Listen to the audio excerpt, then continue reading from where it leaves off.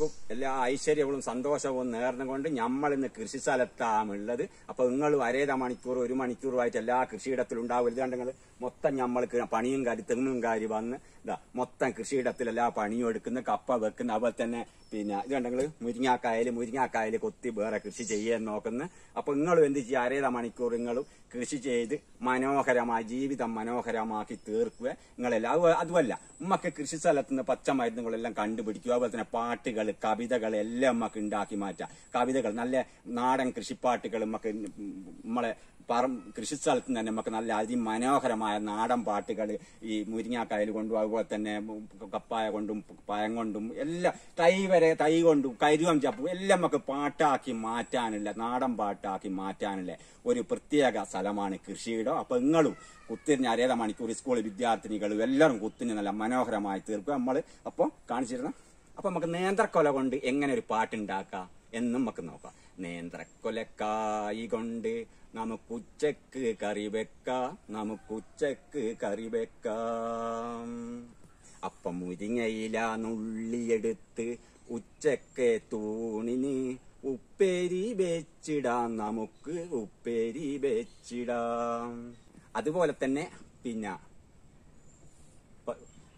പപ്പായ പറിച്ചെടുത്ത് ചെറുതായ അരിഞ്ഞെടുത്ത് പച്ചടി വെച്ചിടാം, നമുക്ക് പച്ചടിയും വെച്ചിടാം. പോരെങ്കിൽ വേറെയും കറികള് വെച്ചിടാം, നമുക്ക് കറികള് വെച്ചിടാം. വെപ്പില പറിച്ചെടുത്ത് കറിയൊന്നും വെച്ചിടാം, വറളൊന്നും കഴിച്ചിടാം, നമുക്ക് വറളൊന്നും കഴിച്ചിടാം. അപ്പം കൃഷിപ്പാട്ട് കൊണ്ട് നമുക്ക് അതിമനോഹരമായി നിങ്ങൾക്ക് ഏത് ഇല കൊണ്ടും നമുക്ക് കണ്ടീഷനായിട്ട് നമുക്ക് പാട്ടിയെടുക്കാം. എല്ലാ സംഗതി കൊണ്ടും നമുക്ക് കൃഷിയിടത്തിലൊക്കെ എന്തുമാണോ നമ്മൾ രീതി കിട്ടുന്നതാണ് നമ്മൾ പാട്ടിലാക്കി എടുക്കേണ്ടത്. ഞാൻ കൃഷിയിടത്തിന് ഏത് പാട്ടും നിങ്ങൾക്ക് നന്നാക്കി കൃഷിപ്പാട്ടുകൾ നല്ലോണം പാടിയെടുക്കാം. നമുക്ക് നാടൻ പാട്ട് മനോഹരമായി പാടണമെങ്കിൽ നമുക്ക് വരികൾ നല്ല രീതിയാക്കി വരികൾ അതിൻ്റെ രീതിയിൽ നമ്മൾ ഉപയോഗിക്കും. അതായത് ഒരു പാട്ടിന് നമുക്ക് എന്തെല്ലാം രീതികൾക്ക്. അതുപോലെ തന്നെ മൈസൂർ കൊല കൊണ്ട് നമുക്ക് പാടാം.